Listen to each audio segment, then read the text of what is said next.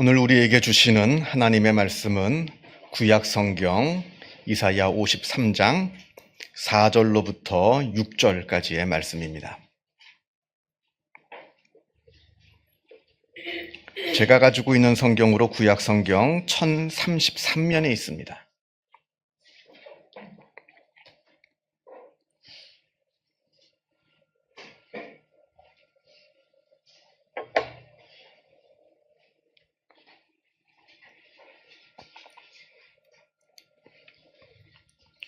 이사야 53장 4절로부터 6절까지의 말씀을 봉독합니다. 이 계시의 말씀을 봉독할 때에 살아계신 하나님의 음성을 다 함께 들으실 수 있기를 바랍니다. 그는 실로 우리의 질고를 지고 우리의 슬픔을 당하였거늘 우리는 생각하기를 그는 징벌을 받아 하나님께 맞으며 고난을 당한다 하였노라. 그가 찔림은 우리의 허물 때문이요 그가 상함은 우리의 죄악 때문이라. 그가 징계를 받음으로 우리는 평화를 누리고 그가 채찍에 맞음으로 우리는 나음을 받았도다. 우리는 다 양 같아서 그릇 행하여 각기 제 길로 갔거늘 여호와께서는 우리 모두의 죄악을 그에게 담당시키셨도다. 아멘.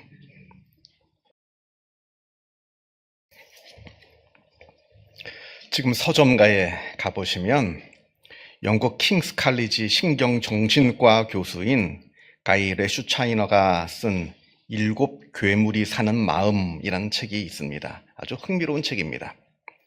오랜 기독교 전통에 의하면 음욕, 탐식, 탐욕, 나태, 분노, 질투, 교만 이 7가지를 흔히 우리 인간이 짓는 그 모든 죄악들의 근원, 모든 죄악들의 출발점인 대죄, 7가지 큰 죄, 캐피털 신으로 여겼습니다. 그러니까 우리 인간이 짓는 그 모든 죄악들은 다 이 7가지 죄악에서부터 파생되는 겁니다. 이게 우리 기독교 신학하고 철학에서 바라보는 관점입니다. 그런데 이처럼 종교와 철학의 영역이었던 이 7가지 대죄를 흥미롭게도 신경정신과적인 관점에서 분석하고 연구한 책입니다. 참고로 이분은 무신론자입니다. 이 책에서 분명하게 자기는 무신론자라 이렇게 밝힙니다. 그럼에도 불구하고 성경에서 말씀하는 이 7가지의 죄악들이 우리의 인간의 마음속에 어떻게 자리 잡고 있는지, 또 어떻게 분출되고 있는지, 또 그로 인한 결과는 무엇인지 이 책은 우리에게 아주 자세하게 분석하여서 이야기를 해줍니다. 이 책은 말합니다. 우리 모든 인간의 마음속에는 음욕, 탐식, 탐욕, 나태, 분노, 질투, 교만이라고 하는 이 7가지의 죄악들이 다 들어있다. 여기에는 예외가 없습니다. 누구나 다 이러한 7가지 죄악을 마음에 품으면서 살아간다고 합니다. 그런데 여기에 아주 중요한 것이 한 가지가 있습니다. 이 7가지의 죄악은 원래 본래는 우리 인간이 이 거친 세상을 살아남기 위한 일종의 하나의 생존 본능이었다 말합니다. 예를 들면 탐욕이라고 하는 것은 자원이 부족하니까 이 부족한 자원을 내 생존에 맞게 미리 그것을 확보하고 마련하고 비축하려고 하는 어떤 본능이었고, 또 음욕은 종족을 번식시키기 위한 본능이었고, 또 분노는 외부의 위협으로부터 나를 보호하기 위한 이러한 생존을 위한 그런 본능이었다는 겁니다. 그런데 문제는 이러한 생존 본능이 그 생존을 위한 기능을 넘어서서 나 자신을 파괴하고 다른 사람들을 괴롭히고 사회에 해악을 끼치는 괴물이 되었다는 데에 문제가 있다는 겁니다. 예를 들면 분노. 원래는 외부의 이 위협으로부터 나를 보호하기 위한 본능이었는데 이게 나를 보호하려는 그 기능을 넘어서서 다른 사람들에게 폭력을 가하고 심지어는 살인을 저지르는 괴물이 되고 말았습니다. 우리가 뉴스를 보잖아요. 뉴스를 종종 보면 마음속에 있는 그 분노를 주체하지 못해서 다른 사람들을 살해해서 다른 사람을 죽일 뿐만 아니라 자기의 삶을 파괴해버리는 엄청난 사건들을 우리가 흔히 보게 됩니다. 어리석은 짓입니다. 탐욕도 마찬가지입니다. 단순히 필요한 자원을 비축하고 미리 마련하려고 하는 그 본능을 넘어서서 충분히 가지고 있음에도 불구하고 더 많이 갖고자 폭력을 저지르고 거짓을 행하고 심지어는 탐욕 때문에 살인을 저지르는 말도 안 되는 일들이 지금 우리 인간 삶 가운데 벌어지고 있다는 겁니다. 나머지 것들도 다 마찬가지예요. 음욕이건 탐식이건 다 마찬가지입니다. 나태건. 그러면서 이 책의 마지막 결론부에서 이런 말이 나옵니다. 제가 앞에서 이분이 무신론자라고 말씀을 드렸잖아요. 그런데도 이분이 이런 말을 하는데, 성경에서 나오는 원죄, 그러니까 아담과 하와가 선악과를 따먹어가지고 그들이 지은 죄가 그 후대에게도, 후손에게도 대대로 계속해서 유전처럼 물려 내려오는 그 원죄가 아마 진리인가 보다, 아마 사실인가 보다, 이렇게 씁니다. 왜냐하면 본래는 우리의 생존을 위한 그 본능, 우리의 삶을 더 풍요롭게 만드는 이 본능이 죄악으로 오염되어 있다는 이야기를 합니다. 그러니까 이걸 보면 정말로 창세기에 나오는 그 선악과 이야기가 정말 사실인가 보다, 이렇게 이 무신론자가 그 책 결론부에서 이야기를 합니다. 여러분은 여러분 자신을 바라보면서 여러분의 본성이 오염되어 있다는 사실을 인정하십니까? 다시 말하면 여러분이 죄인이라고 하는 이 사실을 인정하시느냐 하는 말입니다. 그냥 추상적이고 일반적인 의미, 그래서 누구나 세상 사람들은 다 죄가 있지, 그런 일반적이고 추상적인 의미가 아니라 정말로 내가 나 자신을 바라보면서 구체적으로 정말로 끔찍하게 내 속 안에 있는 그 죄악들을 발견하고 있느냐, 정말로 내가 죄인이라는 사실을 절감하고 있느냐, 이것을 묻는 겁니다. 20세기, 지난 세기죠. 20세기의 가장 위대한 발견이라고 한다면 그건 인간의 무의식에 대한 발견이라고 말을 합니다. 그 이전까지는 우리가 생각하고 판단하고 느끼는 이 머릿속에 있는 이 의식이 우리 인간의 정신의 전부인 줄로만 알았습니다. 그리고 무의식은 다 미신이다, 미신처럼 취급을 했습니다. 그러다 20세기로 들어오면서 심리학이 발달하면서 우리의 의식 밑에는 어마어마한 무의식이 존재하고 있다는 사실을 발견하게 됩니다. 마치 빙산과도 같이. 여러분 그런 말들 하잖아요. 마치 빙산의 일각이다. 우리가 빙산을 보면 물 위에 떠 있는 것은 빙산 전체의 10%밖에 되지 않습니다. 나머지 90%의 어마어마한 얼음이 물 밑에 잠겨 있듯이 우리가 생각하고 판단하고 있는 이 의식은 인간 정신의 10%밖에 되지 않고 나머지 90%가 바로 우리의 무의식 속에 자리 잡고 있다라고 이야기를 합니다. 그러니까 우리가 무의식을 알지 못하면 나는 나를 이해하지 못하는 겁니다. 많이 이해해봐야 고작 나의 10%밖에 알지 못하는 거예요. 나머지 90%는 우리가 알지 못하는 채 살아가고 있는 겁니다. 내가 내 무의식을 90%, 내 마음 깊은 곳에 잠겨져 있는, 잘 보이지 않는 이 무의식을 들여다 볼 수 있어야 내가 나 자신을 더 많이 아는 것이고요. 그렇게 내가 나를 더 많이 아는 만큼, 내가 나에 대해서 더 많이 아는 만큼 나의 인격이 성장하고 성숙해지는 겁니다. 왜냐하면 나는 나의 무의식의 지배를 받고 있거든요. 여러분이 지금 생각하는 생각, 여러분이 지금 드는 그 감정들, 판단, 행동, 이거 의식이 결정하는 거 아닙니다. 의식이 결정하는 거는 10%밖에 되지 않아요. 무의식, 내가 알지 못하는 나머지 무의식이 내 생각과 감정과 판단과 행동을 결정합니다. 그러니까 여러분 이유 없이 불안하고, 이유 없이 화가 나고, 이유 없이 우울하고, 이유 없이 짜증이 나고 경험이 있을 겁니다. 화가 나고 불안하고 우울하고 짜증이 나는데 도무지 이유를 알지 못합니다. 당연하죠. 그 원인이 내 무의식 속에 잠겨져 있으니까요. 그걸 모르니까 내가 왜 화가 나고 왜 짜증이 나고 왜 불안하고 이걸 알질 못하는 겁니다. 그 내 무의식에 있는 그것을 들여다보아야 이 문제를 해결할 수가 있다 하는 겁니다. 그래서 내가 내 무의식을 알아가면 알아갈수록 나는 더욱더 성숙한 인격이 되는 겁니다. 더 성숙한 인격이 되는 겁니다. 여러분 나이가 다 각자 다르신데 내 나이가 40이 되고 50이 되었는데도 내 깊은 내면을, 내 무의식을 단 한 번도 들여다보지 못한 사람은 그냥 몸만 어른이지 마음은 완전히 유치한 애기입니다. 내가 내 무의식을 들여다보면서 나를 알아가야 성숙한 인격이 되는 겁니다. 우리가 흔히들 이제 3대 세계 심리학자라고 말하는 칼 구스타프 융 박사가 우리 인간의 무의식을 분석했습니다. 마치 의사가 인간의 몸을 해부해 놓듯이 인간의 무의식을 분석해 놓았습니다. 우리가 우리의 무의식을 깊이 들여다보게 되면 가장 먼저 만나게 되는 것이 바로 우리의 어두운 측면, 일명 그림자라고 이야기합니다. 우리가 기억하기도 싫은 그 과거의 부끄러운 모습, 나에게 상처 주었던 것들, 그리고 내가 잘못한 일들, 내 안에 추악한 그 죄악들을 기억하기가 싫어서, 바라보기가 싫어서 우리 무의식 속에 깊이 감추어 두었던 그 일명 그림자라고 하는 나의 어두운 측면을 제일 먼저 만나게 되는 겁니다. 우리가 무의식을 들여다보게 될 때.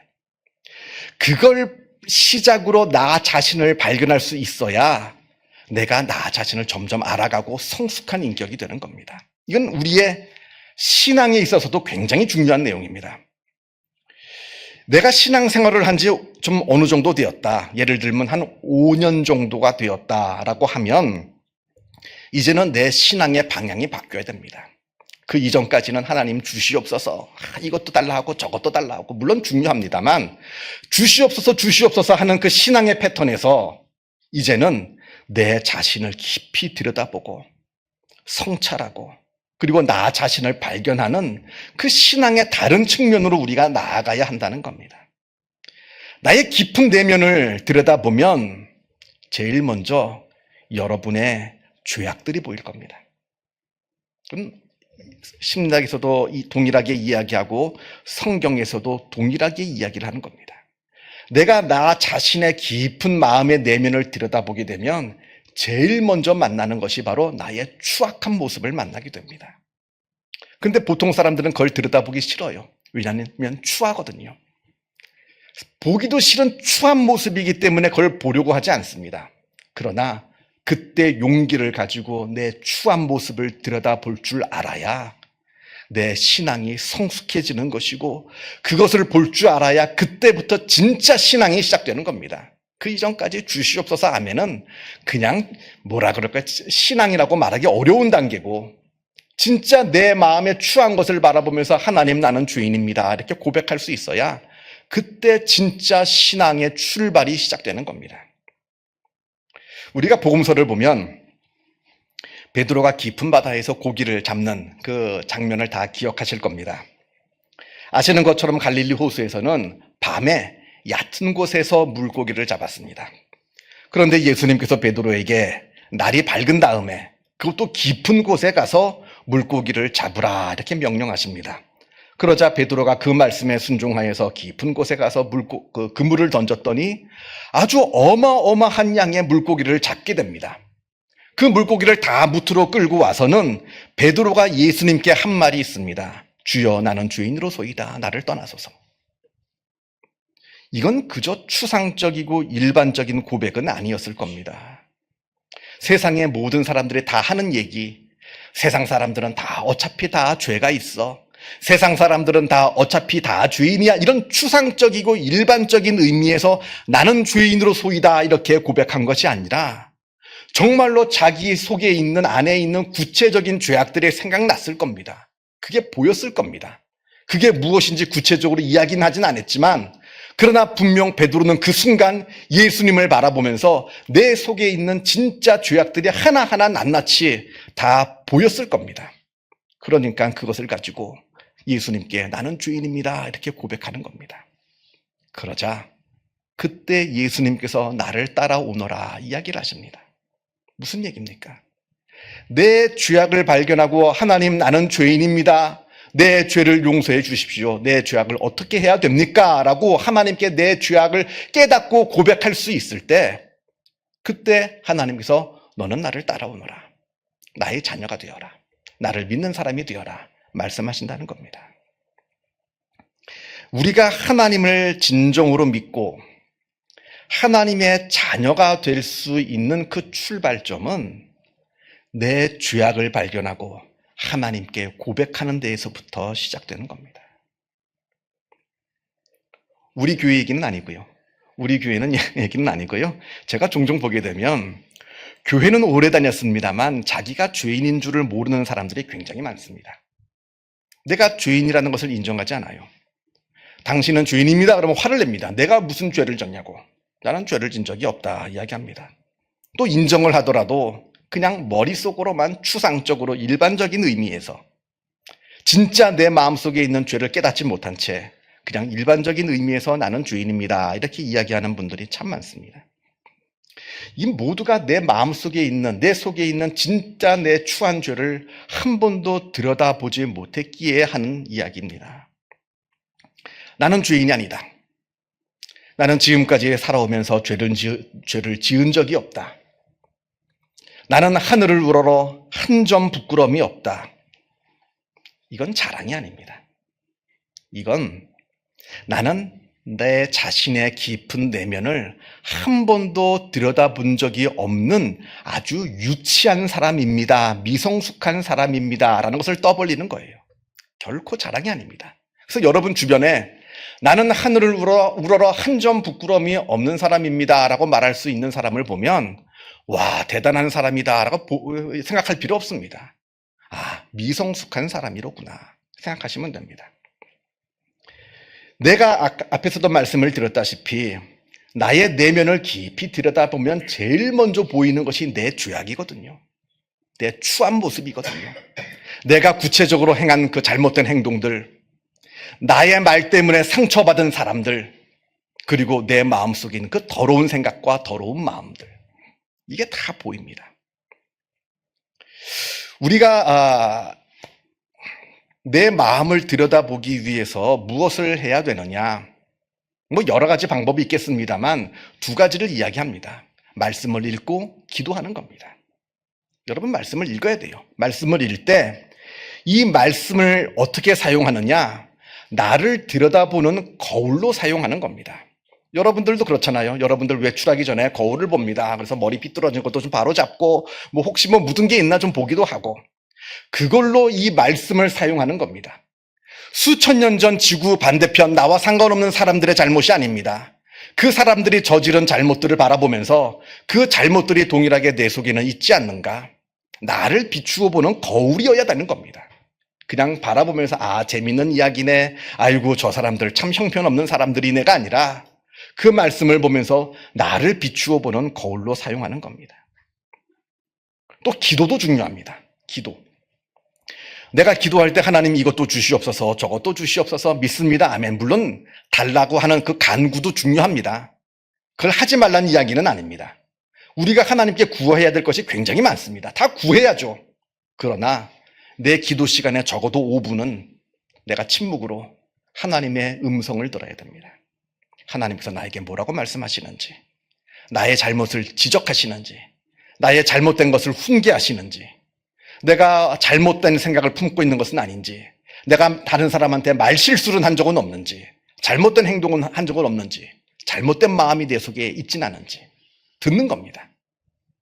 말씀을 읽으면서 나를 그걸 거울 삼고 기도를 하면서 하나님의 음성을 들을 때 그때 내 속에 있는 그 추악한 죄악들이 발견되는 것이고 그것을 깨달아 하나님께 고백할 때 우리의 믿음이 시작된다는 이야기입니다. 지금 죄책감을 가지라는 이야기가 아닙니다. 쓸데없는 죄책감을 가져야 된다는 이야기가 아니라 내 죄악을 깨달아야 은혜가 깨달아집니다. 내가 죄인인 줄을 알아야 깨달아져야 십자가의 사건의 의미가 깨달아집니다. 내가 죄인인 줄 모르는데 그 십자가의 은혜가 어떻게 깨달아집니까? 나와 상관없는 그냥 예수님의 이야기죠. 내가 죄인인 줄을 깨달아야 그 십자가가 은혜로 다가오는 겁니다. 오늘 본문을 보겠습니다. 오늘 본문에서 이사야 선지자가 이 당시 이사야의 기준으로 봤을 때는 먼 미래에 있을 예수 그리스도의 십자가의 사건을 예언하면서 노래합니다. 그가 우리의 질고를 지고 우리의 슬픔을 당하였다 합니다. 우리의 죄악으로 인해서 마땅히 우리 스스로가 짊어져야 할 우리의 고통을 그가 대신 짊어졌고, 우리의 죄로 인해서 우리가 당해야 될 그 슬픔을 그가 대신 당하였다 노래합니다. 그럼에도 불구하고 사람들은 생각하기를 그는 징벌을 받아 하나님께 맞으며 고난을 당한다 하였노라. 자기의 죄악을 깨닫지 못하니까 십자가의 은혜가 깨달아지지가 않는 겁니다. 내 죄가 깨달아지지 않으니까 예수님이 왜 고난을 당해야 됐는지를 이해가 되질 않는 겁니다.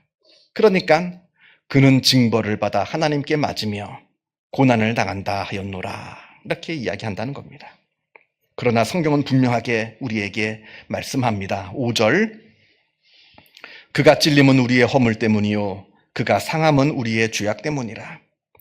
우리가 죄인임을 아주 분명하게 성경은 말씀하고 있습니다. 그리고 우리의 죄악 때문에 그리스도께서 고난을 당하셨다 하는 것을 분명하게 성경은 우리에게 이야기해 줍니다. 5절을 계속해서 봅니다. 그가 징계를 받음으로 평화를 누리고 그가 채찍에 맞음으로 우리는 나음을 받았도다. 하나님께서 우리에게 평화와 회복, 하나님께서 우리에게 평화와 치유를 주시는데, 이 평화와 회복, 이 평화와 치유는 오직 내가 죄인이라는 사실을 깨달은 사람들만, 그래서 예수 그리스도의 십자가를 이해하는 사람만이 누릴 수 있는 은혜라는 거예요. 내가 죄인인 줄을 깨닫지 못하는 사람은 아무리 십자가를 들여다보아도 그 속에서 평화와 회복을 얻지 못합니다. 그 속에서 평화와 치유를 얻지 못합니다. 그건 나와 상관없는 이야기로 보이기 때문에 그러합니다. 온전히 내가 죄인인 줄을 깨달아 알아 예수 그리스도의 십자가의 그 사건이 나를 위한 사건이라는 것을 깨달은 자만이 하나님께서 주시는 평화와 회복과 치유를 경험할 수 있다 이야기합니다.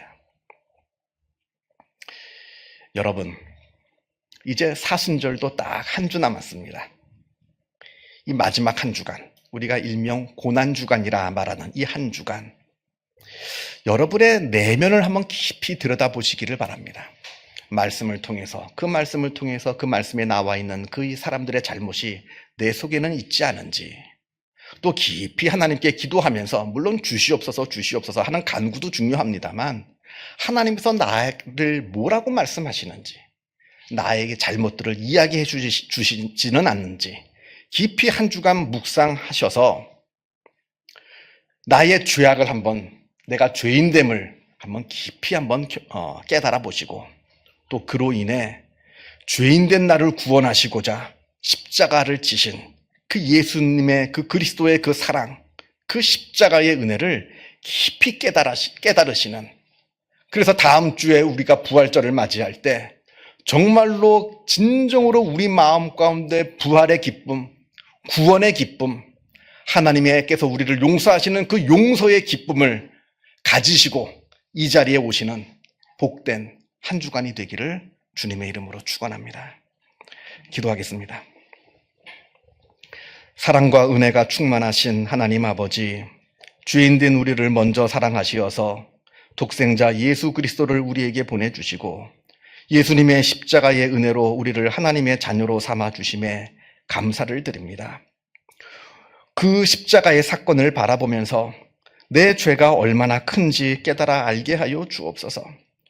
도대체 우리의 죄가 얼마나 크길래 하나님의 아들 예수님께서 이 땅에 오셔야 했는지, 그 예수님께서 십자가를 지셔야만 했는지, 내 안에 있는 그 큰 죄악들을 발견하게 하여 주시고, 또한 하나님께서 나를 얼마나 사랑하셨기에 자신의 아들을 보내주셨는지 그 사랑도 깊이 깨닫는 복된 삶이 되게 하여 주옵소서.